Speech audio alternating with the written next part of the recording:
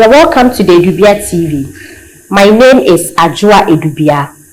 On the Breakthrough, we speak to our personalities about one pressing issue that they were confronted in life and how they were able to overcome and rise to where they are now.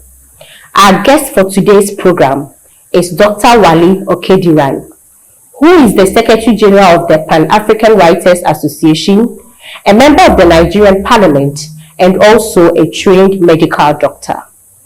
Sir, you're welcome to the program. Thank you. It's my pleasure. Okay. Yes. Please, sir, can you tell us about yourself, growing up in Nigeria, your family, education, childhood memories? How was it like? Childhood was interesting, and I would say also very demanding, because my parents were civil servants who demanded a lot from their children. My mother was a school teacher, while my father worked in the Ministry of Agriculture, and it's now became a very important thing that we have to follow a strict regimental pattern of life. Okay. There's a specific time to wake up in the morning. All of us have our duties to perform. Those who will wash the car, those who will cut the grass, and those who will sweep. And of course, the normal family prayer before you go to school. And when you come back from school, even in school, because my mother was a teacher, you know, you are also under scrutiny. Okay. You can't just misbehave like other young children, because you know that your mother will hear about it, and that's more punishment for you at home. So at home and in school, you have to be on your guide. And then, of course, after school hours, you come back home, you have to go through your homework. Was that what inculcated in you, the habit of writing, or did you help you develop any interest in writing? Yes, it did, because as a son of a teacher, the book was my second companion, 24 hours of the day, and so I learned to enjoy reading. Unlike some children who are always scared of a book, I wasn't scared of any book. However big the book is, I was happy to look at it, to read it, to ask questions. And then also the art of writing. I had to write and rewrite my homework, essays. And there were, instead of doing our birthdays or Christmas period, when other children have been given toys and all these beautiful things, you were always given book. Your Christmas, your birthday is a book, and you have to read it, and then there will be questions after. Okay. So this inculcated in me the love for reading and writing, right from childhood. So growing up, what was your dream job? Yes, because of my love for reading and writing, I was looking at journalism, or that area where I have to write, like a reporter or kind of thing. That was where my focus was, because it was easy for me. And then because I was trying to run away from sciences, because I had a challenge, and that was in mathematics. My mathematics was poor, and it was being drilled to us that anybody who wants to do any science subjects must pass the mathematics. And so I was trying to run away from there and hide under the fact that I was more comfortable with English literature, English, and also with reading and writing. Okay. So how did you end up becoming a medical doctor? Yes, it's very interesting, because like I said, I was not too good in mathematics. And my father, when I told him that I would love to be a journalist, he said, look, having been a civil servant all his life, he will want his children to be professionals, to do a professional training where they can be in control of their own job. Like, so he said that if you, I mean, and you look at my subjects, he said that I was good in sciences, even though I was poor in mathematics. And then he said, well, if you become a doctor, then you can open your own hospital, you can be on your own, and that will be good for you. But then there was a problem. Okay. The mathematics was a big challenge. Okay. So we have to find a way around that one. So, sir, we are talking about the challenging part of everybody's life. Yes. In this life, each and every one of us is confronted with one issue or one problem that is so pressing and demanding that overcoming that problem is quite difficult. Please, can you narrate to us one problem or challenge that you had in your journey of life that was very challenging? Yes. And how you were able to overcome all of those challenges? Thank you. Yes. Well, I would say I had two challenges at different times of my life. Okay. I mentioned the issue when I was in school about my poor grades in mathematics. And I had to find it because my mathematics was poor. And my father wanted me to be a doctor, a medical doctor. And without passing your mathematics, you can't, you won't be allowed to practice, to study any science subjects. So with that challenge, I had to be given extra lessons. My father made sure that he gave me he gave me a lesson teacher in mathematics who had to be drilling me all the time, and it was a very difficult time for me. And finally, with determination and the help of my lesson teacher, I was able to pass my O-level mathematics, which now enabled me to study medicine and become a medical doctor. And then, of course, later in life, another challenge I had, which some people is they won't look at it as a challenge. They think maybe I was spoiled. Is that I was good in many things. Okay. I think God must have endowed me with so many things. I was good in sports. When I was in university, I was a sportsman. I used to play hockey for my university and even for my state of origin. And I also had this demanding course, which is medicine. Okay. So, and when my sports teacher saw me, he said, look, I must do well in sports so that I can be given a scholarship. So it became a dilemma because I was very good on the sports field. I was given a university scholarship for my medical school days. Okay. But to maintain that scholarship, I had to be coming daily for training, for sports activities. And was it part of the scholarship package? Yes, scholarship package. So what sports were you doing, sir? I was playing hockey. Hockey? Yes, for the university. And you were good at it? I was good at it. So maybe they gave you the scholarship package because of the hockey you were playing, but not exactly the medicine they wanted you to do. So it was a problem. I had to combine a medical training with my sports. And even that sport, we had to travel a lot. In fact, that was my first time coming to Ghana. Okay. It was come and play a hockey match in Ghana. That was when they were having these West African University Games. And I can remember vividly that we had to play against the University of Science and Technology in Kumasi. We play here in Accra. So traveling, playing hockey, combining with medical school training was a big challenge for me. Okay. Sometimes I will come late, I will go late to the classroom, and my teacher will look at me and say, look, if you keep coming late to school, I will throw you out of the medical school. At the same time, I have to combine with but it was quite draining and stressful. It was stressful, it was draining, but I was able to make it. Okay. I was able to continue. I became the captain of my hockey team in university. Wow. Okay. And I was also able to pass in good colors as a medical doctor. Okay. So it was a big challenge for me, but it exposed me to so many places. I traveled to many places. Like I said, that was the first time I traveled to Ghana. I went to Liberia to represent my university, and I made many friends. My best friend in Ghana was made on the hockey pitch. Wow. He was the captain of the Kumasi team while I was captain of Ife team.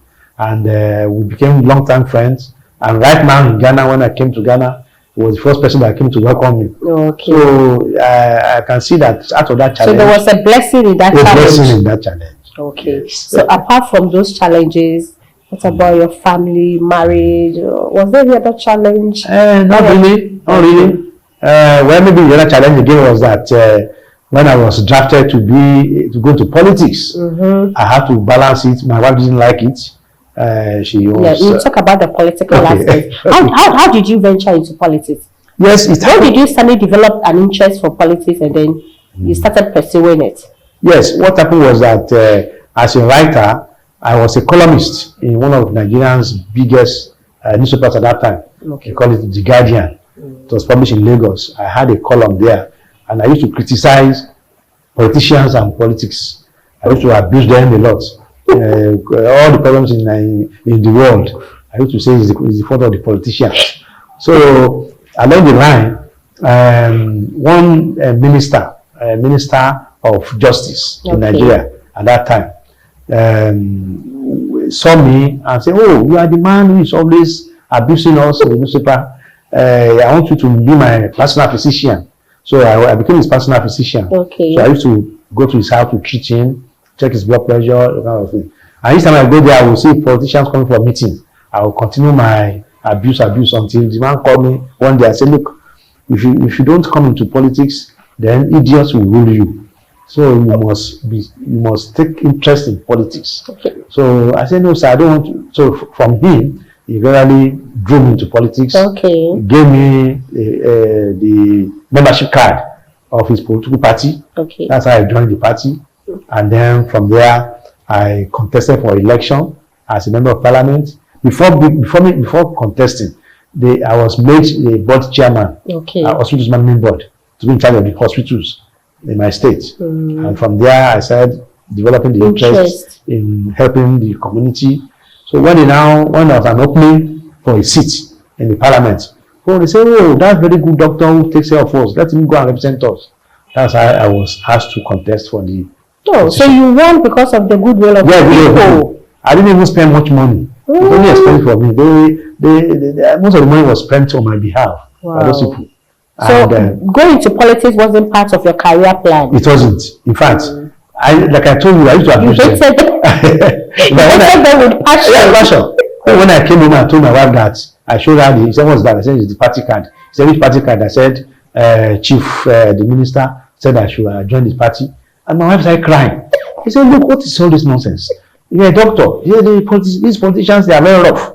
They will burn the whole house one day. They can even kill you." All this, so it wasn't my plan. But because of the people's goodwill, the way I entered, the way they came around me, and they made sure I won the seats, and I also served them very well, because know fully well how I got there. When I got into place, I made sure that I look after them very well.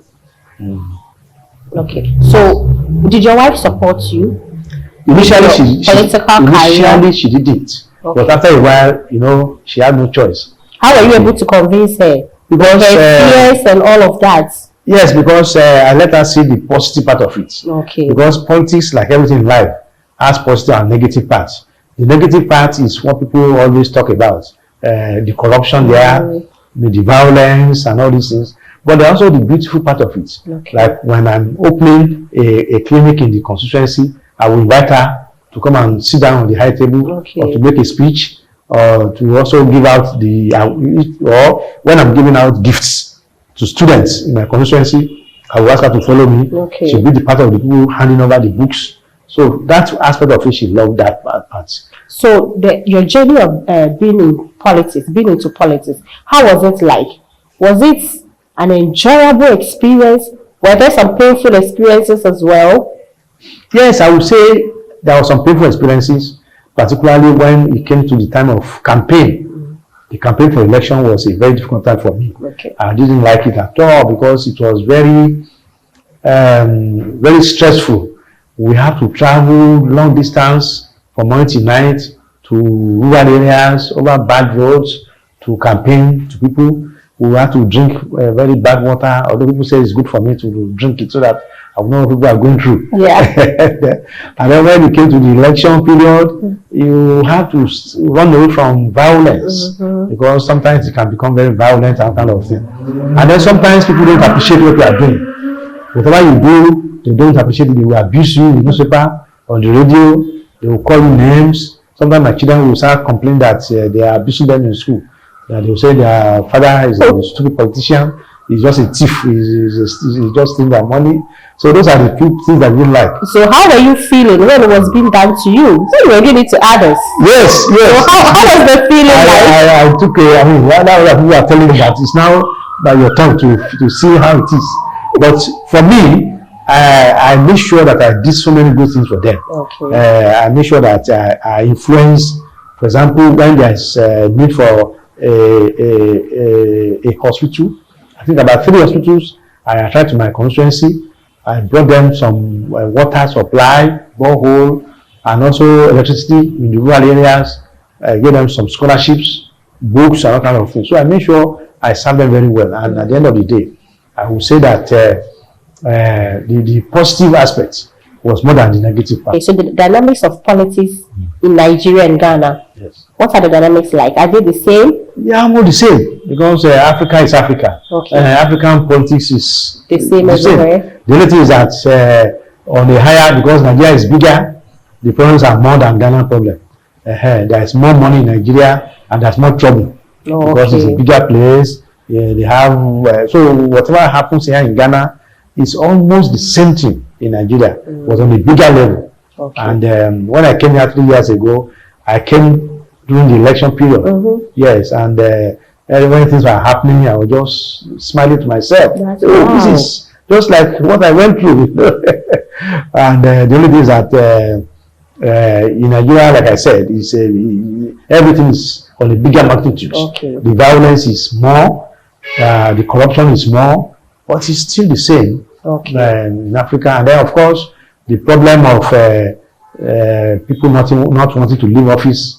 They call them sit-tight leaders. You have similar problems and challenges of how to take care of your constituents, despite the poverty and the demands on you because of poverty. If you're a member of parliament, just like here in Ghana, there's a lot of demand on your time and your money. Early in the morning, people are already sitting in front of your house, asking you for this, for that, for all that kind of thing. So something that you've not planned for. Yeah, you don't plan for. So, and if you're not careful, it can push you to start looking for money in unorthodox way. Okay. And then you get into corruption. Okay. So for me, I think it's by and large the same. But I think what is good in the whole thing is that there is continuity. There is government handing over to another government in succession, and we believe that democracy is still better than military rule, and that is what I like about all this. That despite all these problems, you can still see one government succeeding another government instead of being interrupted by military rule. So you preach for peace. Yes, peace and stability and continuity. Okay, if given the opportunity, would you love to enter into politics again? Yes, in fact, as I'm here in Ghana, I still get calls from my constituency in Nigeria saying, "Oh, don't honorable." They still call me honorable. Honorable, where are you? We are waiting for you. Please come back. Anytime we are ready for you. Even though inside me and my wife, we believe that we should run away from elective office. If there's an appointment, yes, you can do it. But elective office, to go back and contest for another election, go through that rigor of going around, no. It's too much. Being the Secretary General of the Pan-African Writers Association, let's talk about the establishment at Iseyin in Oyo State in Nigeria. What is that about? It is a writer's residency, which I established in 2010. So this is the 14th year.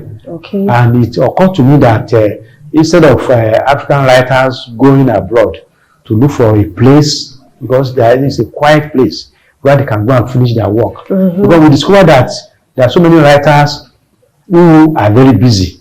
They are also doing other jobs, like being civil servants, or being doctors, or being politicians, or being teachers. So we now believe that when they have a a residency where they can come, maybe spend just 4 weeks and write and complete their works. It will help them. Okay. So, and these writer residencies are not common in Africa. Okay. They're only in Western countries. Okay. So I now said, let me use my country home in my village in Nigeria as a writer residency.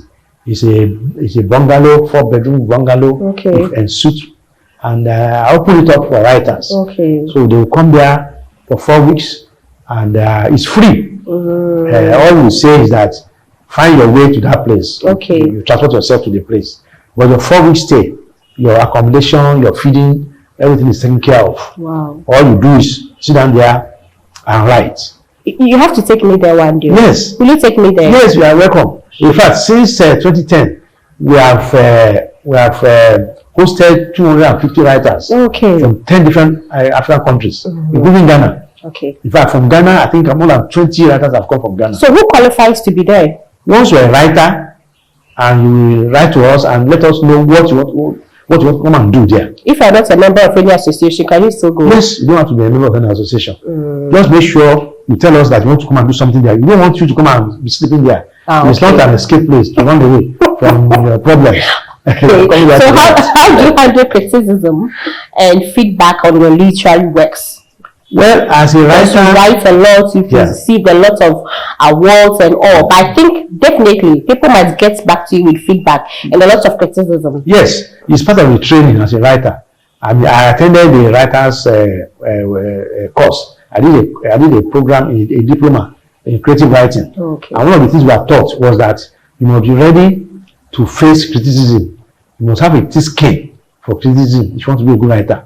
People can criticize you out of ignorance, or they can criticize you genuinely. Okay. If it's genuine criticism, look at it and use that criticism to improve your writing. So, sir, what would be your advice to writers, the youth, Ghanaians in the election year, and all of the Africans? How can people be able to rise from their challenges? Like you're able to overcome your challenge of facing of the mathematics, fear of mathematics, and also the hockey game and all. Yes. How can people overcome their challenges? Yes, thank you. Just to let them know that life is full of challenges. Okay. In fact, and challenges are there to help you to improve. I even believe that if you don't have challenges, you will not even improve. Challenges are supposed to be impetus for improvement. Okay. So they should not worry about challenges. And they should also know that the world, people are achieving a lot. So many people are achieving a lot, and they should not worry that maybe they are in a very difficult situation in Africa. Now people in Africa, many African countries are going through a very difficult time. There is poverty, there is inflation, lack of unemployment, and so many things are happening. They should look beyond all this and concentrate on their work and persevere. They should not lose hope. They should continue to work hard. And being an election year, they should not be allowed to be used for any form of violence or any negative thing. And they should also exercise their right as a citizen of Ghana by voting for their preferred candidates. Okay. Once they are over 18, they must make sure they have their voters card and make sure they vote for their own candidate. And they should not be party to any form of violence or disturbance. The sky is the limit. Okay. They can achieve many things once they are determined and they persevere. Okay. That is my lesson for them. Thank you very much, sir, for honoring this invitation. I appreciate it. I am really grateful for having us. Thank you. It's a pleasure. Thank you so much, sir. Yeah. Thank you, viewers, for watching the program. We'll come your way the same time on exciting personalities with exciting overcoming of their challenges. Please stay tuned.